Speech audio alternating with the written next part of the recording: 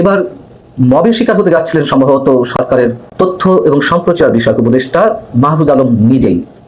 New ইয়র্কে গণ অভ্যুত্থানের 1 বছর পূর্তি উপলক্ষে বাংলাদেশ কনসুলেট অফিসে একটি অনুষ্ঠানের আয়োজন করা হয়েছিল। সেই অনুষ্ঠানের প্রধান অতিথি হিসেবে তিনি যোগ দিয়েছিলেন এবং তিনি সেই অনুষ্ঠানে প্রবেশের আগে আওয়ামী লীগের নেতাকর্মীরা, স্থানীয় আওয়ামী লীগের নেতাকর্মীরা তারা দলীয় পতাকা, জাতীয় পতাকা হাতে বিক্ষোভ করছিলেন। তার উপরে পচা ডিম নিক্ষেপ করা হয়, তাকে হেনস্থার চেষ্টা করা হয় এবং তিনি কোনো ক্রমে অনুষ্ঠান স্থলে প্রবেশ করতে সক্ষম হন। পরবর্তীতে কনসুলেট অফিসের দরজা ভাঙচুর করেন স্থানীয় আওয়ামী লীগের নেতাকর্মীরা এবং অনুষ্ঠান শেষ করে তিনি খুব গোপনে অনুষ্ঠান স্থল ত্যাগ করতে সক্ষম হন। একটা পর্যায়ে যখন জানাজানি হয় যে তিনি চলে যাচ্ছেন, একটা গাড়িকে সন্দেহজনকভাবে যে সেই গাড়িতে তিনি আছেন সেই গাড়িও ঘিরে রাখা হয়, কিন্তু সৌভাগ্যবশত সেই গাড়িতে তথ্য উপদেষ্টা ছিলেন না। সবশেষ মান সম্মানটুকু নিয়ে তিনি ফিরতে পেরেছেন, এটিই বড় কথা। নিশ্চয়ই আমরা এই হামলার তীব্র নিন্দা জানাই, কিন্তু কেন ঘটছে এইসব ঘটনা? তার আগে একটু মনে করিয়ে দিই, সরকারের আরেক উপদেষ্টা, আইন উপদেষ্টা ডক্টর আসিফ নজরুল বিদেশের মাটিতে অর্থাৎ সুইজারল্যান্ডের একটি বিমানবন্দরেও আওয়ামী লীগের নেতাকর্মীদের হাতে হেনস্থার শিকার হতে যাচ্ছিলেন। সেই ঘটনা নিন্দাও আমরা জানিয়েছি, কিন্তু চরম সত্য তো এটি, একটি অমোঘ সত্য আমরা জানি যে পাপ ছাড়ে না বাপ কেউ, যেমন পাপ ছাড়েনি আওয়ামী লীগ কেউ। আওয়ামী লীগ কেউ তো কর্মফল ভোগ করতে হয়েছে, এটাই বাস্তবতা। এভাবেই ইতিহাস ফিরে আসে বারবার।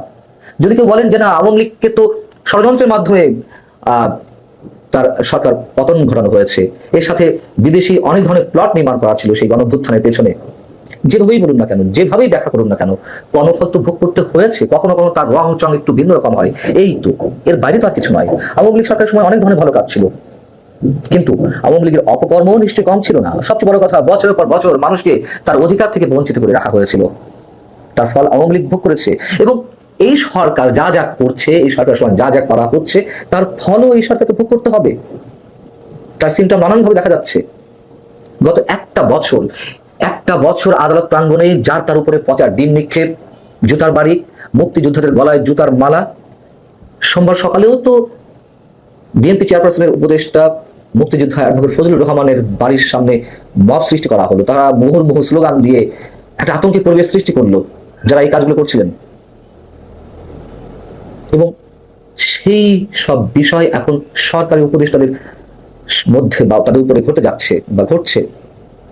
এবং অনেকে বলেন যারা এই মব সৃষ্টি করছেন তাদের মবেরই শিকার হবে পুরো ডক্টর ইউনূস সরকার। হলেও আমাদের অবাক হওয়ার কিছু থাকবে না। পুরো একটা বছর মানুষ যে ভয়ঙ্কর আতঙ্কের মধ্যে দিন কাটাচ্ছে, কেউ তো স্বস্তিতে নেই, এবং সেগুলো নিশ্চয়ই টিট ফর ট্যাট হয়ে ফিরবে। আমরা বরং মাহফুজ আলম কি বলেছেন সেই অনুষ্ঠানে সেটিও যদি একটু আলোচনায় নিয়ে আসি। তিনি বলেছেন যে জুলাই সনদে প্রবাসীদের অবদান উল্লেখ থাকবে, অবশ্যই উল্লেখ থাকবে। প্রবাসীরা রেমিটেন্স পাঠানো বন্ধ করে দিয়েছিল আওয়ামী লীগ সরকারের শেষ সময় দিকে। তিনি বলছেন যে আমি কোনো রাজনৈতিক দলের অংশীজন নই, আমরা চাই ভবিষ্যতে যারাই ক্ষমতায় আসুক তারা জুলাই চেতনাকে ধারণ করে দেশ পরিচালনা করবেন। একেবারে ফেক কথা, বোগাস কথা যে আমরা কোনো রাজনৈতিক অংশীজন নই। তারা নিজেরাই একটি রাজনৈতিক প্রতিপক্ষ হয়ে দাঁড়িয়েছে, এই সরকার একটি নিজেই পক্ষ অবলম্বন করছে। বাদ দিলাম সেই কথা। তিনি যে বলছেন যে জুলাই চেতনার কথা, দেশে যা কিছু ঘটছে সরকারের সামান্যতম সমালোচনা করলেও তাদেরকে যে ফ্যাসিবাদের দোষর বলে আখ্যা দেওয়া হচ্ছে, এগুলো জুলাই চেতনা। পুরো দেশে আতঙ্কের পরিবেশ সৃষ্টি করে রাখা হয়েছে দিনের পর দিন, এগুলো জুলাই চেতনা। এবং যারাই ক্ষমতায় আসুক তারাই দেশ পরিচালনা করবেন, এটি বলতে তিনি কি বুঝিয়েছেন? এখানে তো যারা, এই যে প্লুরাল নাম্বার, এটির তো আর কোনো সুযোগ দেখছি না আমরা।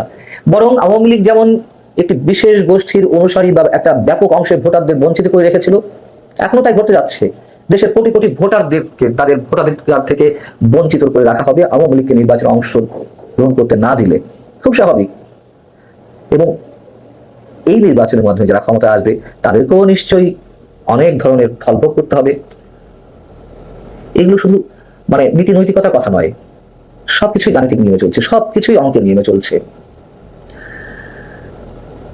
তিনি বলেছেন যে দুর্নীতিমুক্ত জবাবদিহিমূলক রাষ্ট্র হবে, নিজের রাজনৈতিক চেতনার চেয়েও দেশকে প্রাধান্য দিতে হবে, সবার ঊর্ধ্বে দেশকে এবং দেশের জনগণকে যেন আমরা রাখি। এগুলো সব টেবিল চাপড়ানোর কথাবার্তা, টেবিল গরম করার কথাবার্তা। তিনি নিজেই জানেন যে যারা আসবে তাদের কথা পরে। এখন যা চলছে, আওয়ামী লীগের সময় যে হাজার হাজার কোটি টাকা দুর্নীতি হয়েছে, যেই কথাগুলো আমরা বলছি অবশ্যই তার সত্যতা আছে, কিন্তু এখন কি চলছে? এখন তো বড় প্রকল্প নেই বিধায় বড় দুর্নীতি চোখে পড়ছে না। তারপরেও জোর করে বড় প্রকল্প আদায় করে আমরা দেখেছি না, অভিযোগ উঠেছে না স্থানীয় সরকার উপদেষ্টা আসিফ মাহমুদ সাজিদ ভুঁইয়ার বিরুদ্ধে?